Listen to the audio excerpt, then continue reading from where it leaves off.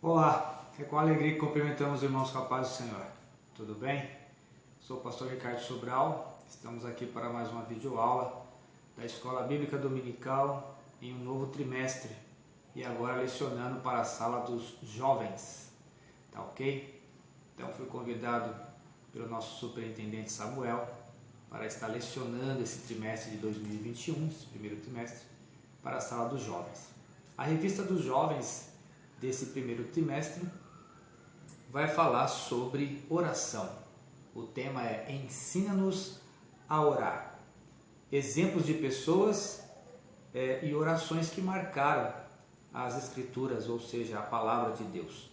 E é sobre isso que nós vamos discorrer ao longo desses 3 meses. Espero que você esteja conosco. Nossa igreja tem um canal no YouTube, AD Belém Pinda EBD, que você possa indicar esse canal para outros colegas seus. Bom, muito bem, nós vamos então para a primeira lição. Eu quero fazer apenas um resumo, porque a lição dessa semana é a lição de número 4, mas para a gente entrar na revista, vamos começar do começo, certo? Então, na primeira lição, vai ensinar sobre o que significa orar. O que significa orar. E há um texto bíblico em Salmo 145, verso 18, que diz assim: perto está o Senhor dos que o invocam, de todos os que o invocam em verdade. Perto está o Senhor. Então, a oração, ela é a ação que possibilita um relacionamento mais íntimo com Deus. Não é possível ter um relacionamento íntimo com Deus sem oração. Oração é fundamental. E essa prática da oração vai fazer com que a gente se torne amigo de Deus. Então, a oração, ela precisa ter como mente criar um relacionamento profundo com aquele que te criou, com aquele que te formou. Você não está aqui por acaso. E Deus tem uma primazia muito grande em querer falar com a gente, mas nós precisamos orar. Então, orar significa dialogar com Deus. E o diálogo é quando 2 pessoas falam, não apenas uma. E por isso que nós precisamos aprender a orar. Tem muitas pessoas que dizem que oram, mas elas não sabem orar. E orar é justamente isso, a gente conversar com Deus, a gente bater um papo com Deus, ter essa dinâmica. Não é loucura não, parece loucura, Você está falando sozinho, mas você não está falando sozinho, porque o Espírito Santo de Deus está dentro de você, e assim como o Espírito Santo de Deus está dentro de você, ele te ajuda a falar com Deus, e Deus falar com você. Basta a gente entrar em treinamento no âmbito da oração, que nós vamos aprender a orar. Então essa foi a primeira lição, o significado da oração. Na segunda lição começa o primeiro bom exemplo de pessoa que orava, que era Abraão, a vida de oração, um homem de fé. Jeremias diz assim, então me invocareis e ireis e eu vos ouvirei, diz o Senhor. O Senhor está pronto para nos ouvir, desde que a gente esteja pronto a buscá-lo, a falar com ele. E Abraão foi um desses homens, foi um homem que trouxe um ensino de oração como estilo de vida. Nós conhecemos vários estilos de vida no mundo, mas Abraão tinha um estilo de oração. O estilo de vida dele era a oração, era falar com Deus. E ele ficou conhecido inclusive na galeria da fé lá de Hebreus, capítulo 11, como um homem de grande fé. Por quê? Porque Deus chama ele, faz um chamado para ele e ele obedece. Ele ouve a voz de Deus. Se você estudar um pouquinho esse trecho bíblico, você vai ver que ele estava envolvido em uma terra pagã, mas ele ouve a voz de Deus. Então, como nós falamos na primeira lição, orar também é ouvir Deus. É o diálogo que nós temos com Deus. E Abraão ouviu a voz de Deus e ele sai em uma caminhada em rumo a uma terra desconhecida, mas confiando no Senhor, confiando que Deus estava guiando ele para o lugar certo, para o momento certo. E nós precisamos aprender com Abraão, porque todas as vezes que Abraão teve necessidade, ele clamou a Deus, ele orou a Deus para tomar decisões, para não fazer bobagem na vida. Se você olhar a história dele, da vez que ele fez bobagem é porque ele não consultou a Deus, ele agiu por conta própria. E nós precisamos consultar a Deus, nós precisamos ser homens e mulheres de fé, jovens de fé, nessa geração que está tão carente da presença de Deus. O segundo exemplo que nós temos de oração está na lição de número 3, que é Moisés, que foi também um homem de oração. Moisés foi um homem de oração tão fantástico que olha o que o Senhor disse a respeito dele em Êxodo 33, onde: e falava o Senhor a Moisés face a face. Tem noção do que é isso? E falava o Senhor a Moisés face a face. É isso mesmo. É como se você estivesse de frente a um espelho, ou como eu estou de frente para você agora, e estou conversando com você, estou falando com você, e você está me ouvindo, você está prestando atenção no que eu estou te falando. Assim falava Deus com Moisés. Eu não sei como é que isso se dava, mas ele falava face a face como qualquer fala com seu amigo. Olha que privilégio. Privilégio da oração é você ter essa comunhão com Deus, e nós precisamos buscar isso. Nós precisamos ter esse relacionamento com Deus de tal forma que nós o tenhamos face a face. Aquele momento que você fala assim: Deus, eu sei que o Senhor está aqui, eu sei que a sua presença é real aqui, né? Seja no quarto, seja em uma poltrona, seja dirigindo um carro, seja na escola, não sei aonde o ambiente que você estiver, mas quando você estiver falando com Deus com tanta intensidade que você fala: Deus está aqui, está pertinho de mim, eu estou percebendo Ele aqui, eu estou sentindo Ele aqui. Assim foi Moisés, e Moisés deixa essa lição para nós, que nós devemos ter essa perseverança de orar, de buscar em toda e qualquer decisão. A intimidade de Moisés foi tão grande que o Senhor falou assim para ele: olha, Moisés, você vai me representar diante de Faraó. Uau! Você vai me representar diante de Faraó. É como se eu estivesse lá pessoalmente. Então, nós precisamos ter esse compromisso que Moisés teve em falar: olha, Deus, eis-me aqui. É para libertar o povo? É para ajudar o povo a ir para a terra de Canaã? Eu estou aqui. Mas ele só pôde porque ele se dispunha a orar, a conversar com Deus. Que nós possamos também ter essa mesma disposição. E nessa semana do dia 24 de janeiro, a quarta lição da escola dominical da Sala dos Jovens é a respeito de uma mulher chamada Ana. Ana, isso mesmo, está lá no primeiro capítulo de 1 Samuel. E Ana, ela vai nos ensinar a oração de uma mulher angustiada. A oração de uma mulher angustiada. Num texto bíblico diz que ela, pois, com amargura de alma, orou ao Senhor e chorou abundantemente. 1 Samuel 1:10. Essa mulher viveu uma angústia muito grande na sua vida. Uma angústia muito grande. A angústia é essa que eu não desejo para ninguém, eu tenho certeza que você também não. Ela era uma mulher estéril e a sua esterilidade, ou seja, não podia ter filhos, lhe causava muita frustração, lhe dava a ela profunda depressão de alma, angústia de alma, porque ela não via saída. Ela não via saída.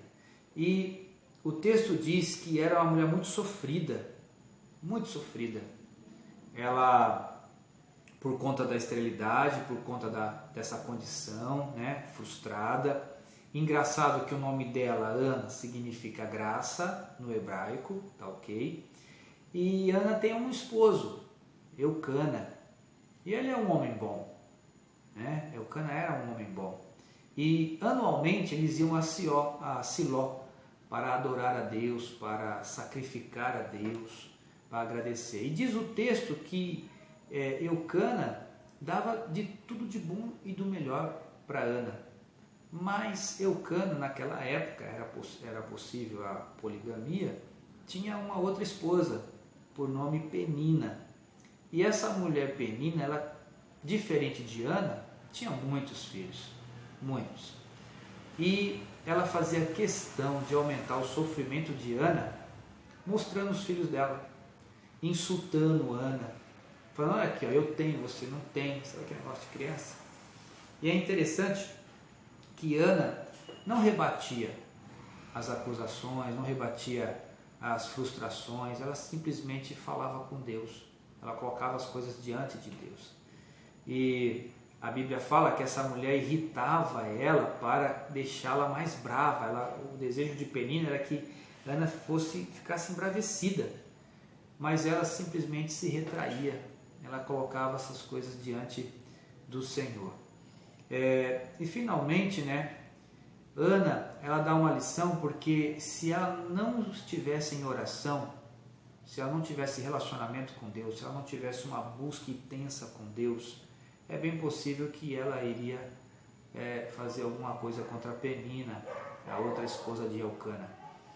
E esse trecho nos leva a pensar sobre as condições que muitos jovens têm vivido no dia de hoje, principalmente jovens, que são as doenças chamadas doenças da alma, doenças psicossomáticas, que são produzidas através da depressão, da ansiedade, da automutilação, dos distúrbios alimentares e outras doenças, por conta talvez de um comentário nas redes sociais, por conta de uma influencer das redes sociais, porque alguém falou isso, porque alguém falou aquilo, talvez é um bullying que os jovens hoje sofrem e leva esses jovens à depressão, à angústia de alma, ao abatimento total.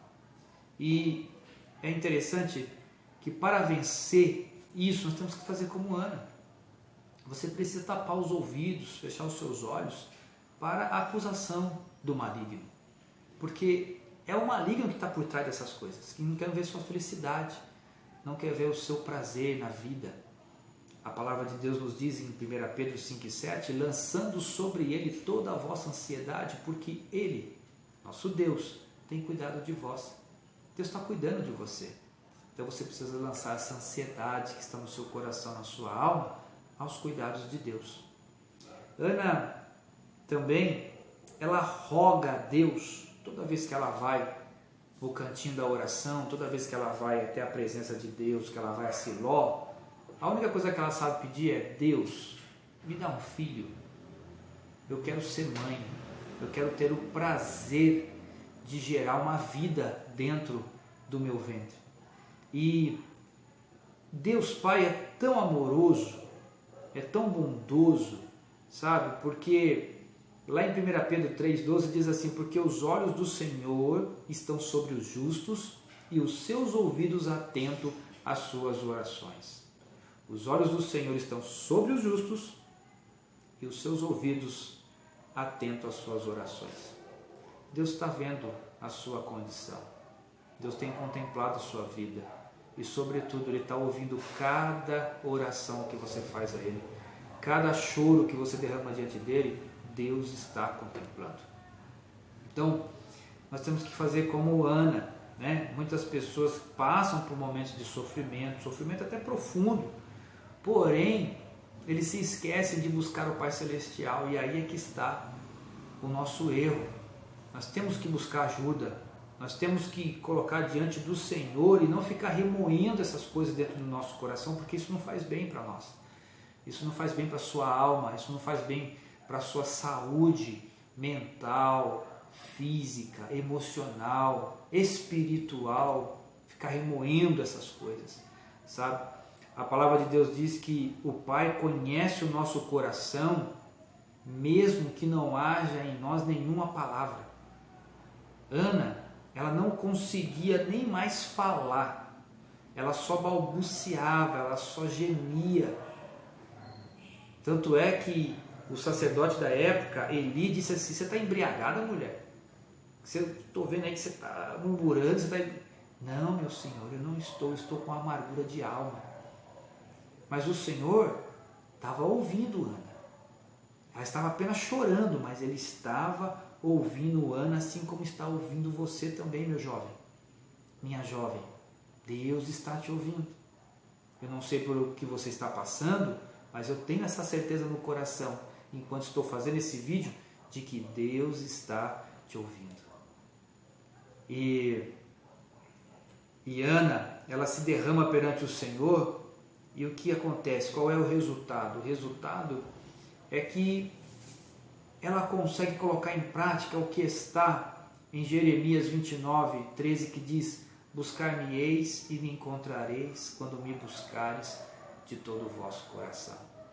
Ela achou Deus, ela achou o Pai, ela achou o favor da vida. Aí Deus deu um milagre para ela. Deus colocou dentro dela uma semente, Deus curou o ventre dela. E então ela recebeu de Eli, o sacerdote, uma palavra. Enquanto ela orava, e Eli falou: o que é isso, mulher? Ela falou: não, meu senhor, é que eu estou com amargura de alma e tal. Aí ela disse assim, ele disse assim para ela: ó, então é o seguinte, vai-te em paz e o Deus de Israel conceda a tua petição. Ela abraçou aquela palavra. Quando ele disse: vai-te em paz e Deus vai conceder a tua petição, ela creu. E é isso que você precisa fazer. Você precisa abraçar a palavra e crer na palavra. Crer que Deus vai fazer o que você precisa, o que você necessita, não o que você quer. Nem sempre Deus vai responder o que a gente quer, mas o que nós precisamos, Ele vai atender. E Deus quer te atender. Se você está buscando Ele de todo o seu coração, com toda a sua fé. Hebreus 11:6 diz assim: ora, sem fé é impossível agradar a Deus, porque é necessário que aquele que se aproxima de Deus creia que Ele existe e que é galardoador dos que o buscam. Deus tem um galardão para você. Deus quer te abençoar, mas você precisa crer nessa palavra, que Deus está te ouvindo, que Deus está perto de você, porque você está se aproximando dEle para pedir ajuda do alto. E, por último, o que é que Ana faz? Ana vai louvar pela resposta de Deus à sua oração. O milagre não tinha nem acontecido, mas ela já estava louvando a Deus porque ela havia recebido uma resposta de Deus através do sacerdote Eli. E é interessante que ela agradece, ela faz um canto, sabe? Ela se derrama na presença de Deus antes do milagre acontecer. E quando o milagre acontece, ela então é fiel àquilo que Deus havia prometido. Ela engravida, ela tem um filho, ela põe o nome de Samuel nesse filho, e esse filho então vira um grande profeta em Israel. Mas com os 3 anos ela devolve o filho para a casa do Senhor. Ela fala para ele: olha, por esse menino orava eu. E aí Eli se lembra, e ela então é abençoada. Que você possa ficar com essa palavra, que nós possamos ser uma mulher, que nós possamos agir como Ana, que trouxe uma lição de vida muito poderosa, que é a capacidade de se derramar diante de Deus, a prontidão de oferecer ao Senhor o seu melhor, ter uma fé inabalável no Senhor, ser fiel, honrar os nossos votos, levar para Deus aquilo que nós prometemos. Quando você votar alguma coisa, cumpra esse voto, viu, meu jovem? Cumpra esse voto, não deixe isso, eu não vou fazer e tal. Não, faça, porque Deus se agrada disso. A Bíblia fala: se você fizer um voto e não pagar, era melhor você não ter votado. Agora, o que mais encanta é a capacidade de render graças e uma valiosa canção aonde declara a soberania de Deus e o seu eterno poder. Seja agradecido. Pastor, eu não recebi ainda a minha bênção. Seja agradecido. Agradeça a Deus, porque uma hora ela vai chegar. No tempo oportuno, o Senhor irá responder a sua oração e abençoar a sua vida. Amém? Essa foi a nossa lição de número 4. a lição de Ana, uma mulher que nos ensina a orar com fervor e com fé. Que Deus abençoe sua semana. Pai, nós te agradecemos por essa aula e eu gostaria, Senhor, que nesse momento o Senhor estivesse abraçando este jovem, esta jovem que está ouvindo essa aula da escola dominical. Ajuda ela, Senhor, respondendo a sua oração. Ajuda ela segurando ela em suas mãos, aliviando a sua alma de todo e qualquer peso que possa existir, Senhor. Abraça ela nesse momento e responde com graça e com misericórdia no nome de Jesus. Amém. Deus abençoe. Até a próxima aula na semana que vem, em nome de Jesus.